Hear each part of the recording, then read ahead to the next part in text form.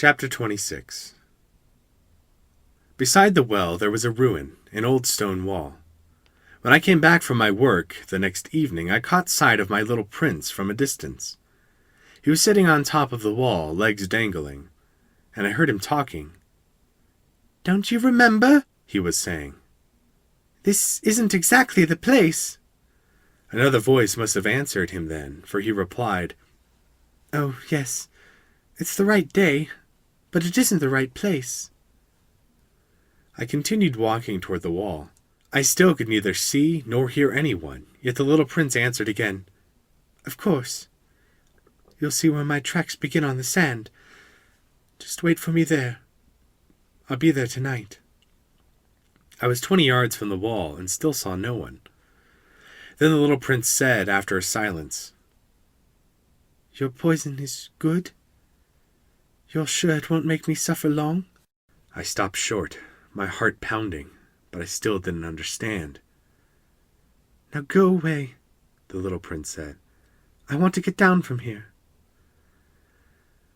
Then I looked down toward the foot of the wall and gave a great start. There, coiled in front of the little prince, was one of those yellow snakes that can kill you in 30 seconds. As I dug into my pocket for my revolver, I stepped back, but at the noise I made, the snake flowed over the sand like a trickling fountain, and without even hurrying, slipped away between the stones with a faint metallic sound. I reached the wall just in time to catch my little prince in my arms, his face white as snow. What's going on here? You're talking to snakes now?" I had loosened the yellow scarf he always wore. I had moistened his temples and made him drink some water. And now I didn't dare ask him anything more. He gazed at me with a serious expression and put his arms around my neck. I felt his heart beating like a dying bird's when it's been shot. He said to me, "I'm glad you found out what was the matter with your engine. Now you'll be able to fly again." "How did you know?" I was just coming to tell him that I had been successful beyond all hope. He didn't answer my question. All he said was, "I'm leaving today too." And then, sadly, "It's much further. It's much more difficult." I realized that something extraordinary was happening. I was holding him in my arms like a little child, yet it seemed to me that he was dropping headlong into an abyss, and I could do nothing to hold him back. His expression was very serious now, lost and remote. "I have your sheep, and I have the crate for it, and the muzzle," and he smiled sadly. I waited a long time. I could feel that he was reviving a little. "Little fellow, you were frightened." Of course he was frightened, but he laughed a little. "I'll be much more frightened tonight." Once again I felt chilled by the sense of something irreparable, and I realized I couldn't bear the thought of never hearing that laugh again. For me it was like a spring of fresh water in the desert. "Little fellow, I want to hear you laugh again."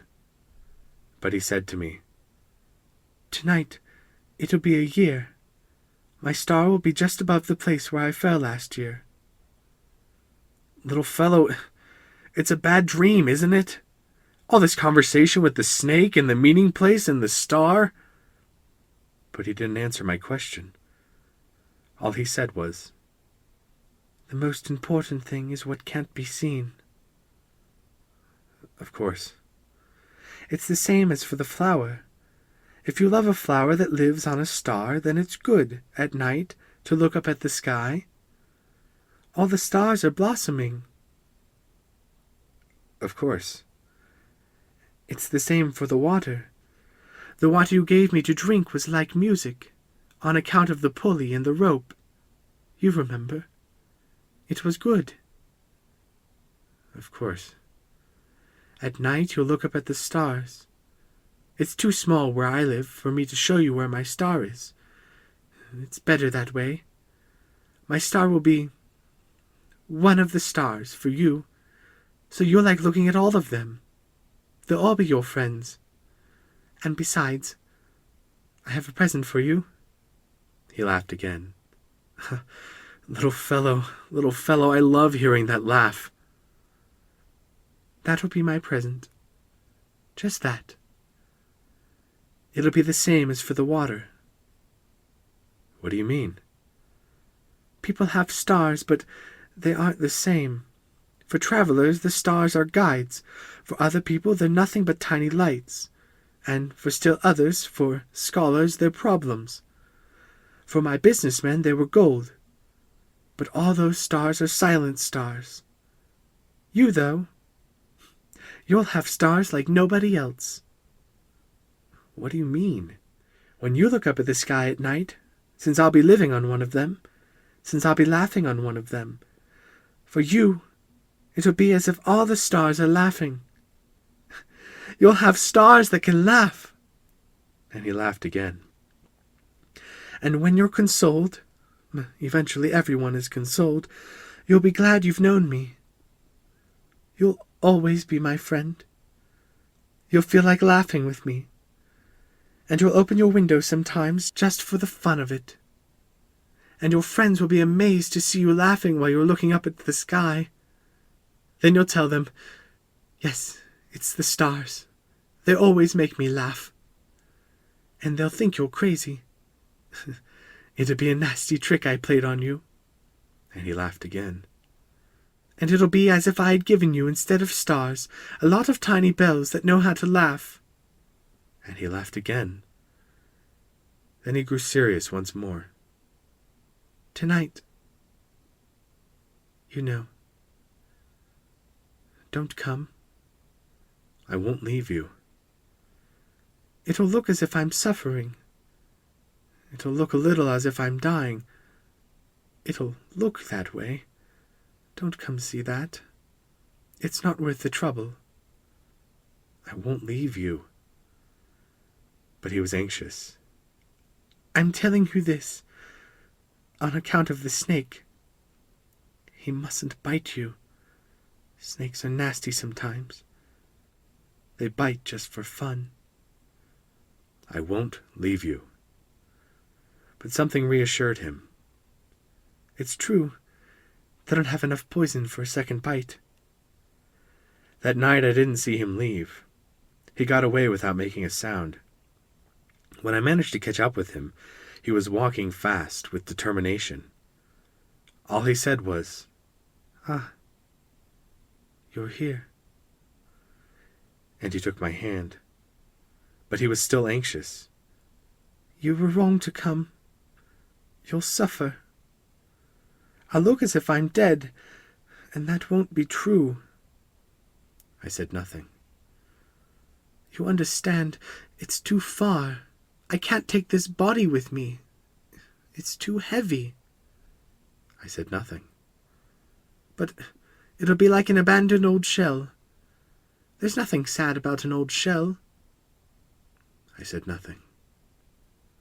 He was a little disheartened now, but he made one more effort. It'd be nice, you know. I'd be looking at the stars, too. All the stars will be wells with a rusty pulley. All the stars will pull out water for me to drink. I said nothing. And it'll be fun. You'll have 500 million little bells, and I'll have 500 million springs of fresh water. And he, too, said nothing, because he was weeping. Here's the place. Let me go on alone. And he sat down because he was frightened.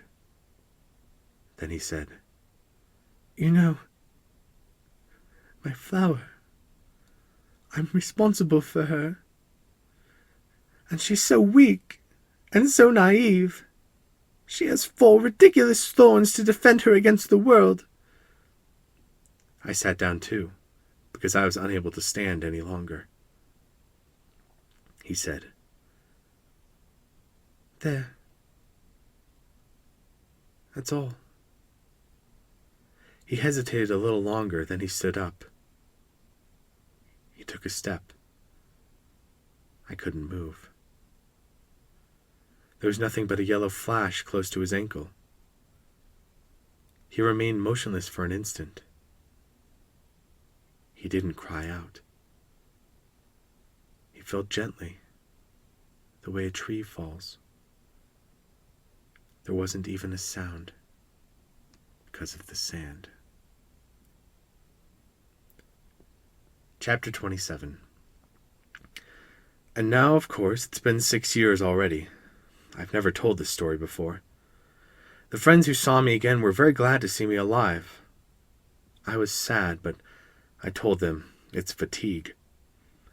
Now I'm somewhat consoled. That is, not entirely.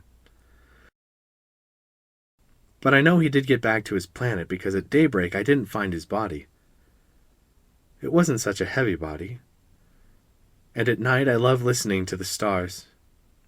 It's like 500 million little bells. But something extraordinary has happened. When I drew that muzzle for the little prince, I forgot to put on the leather strap.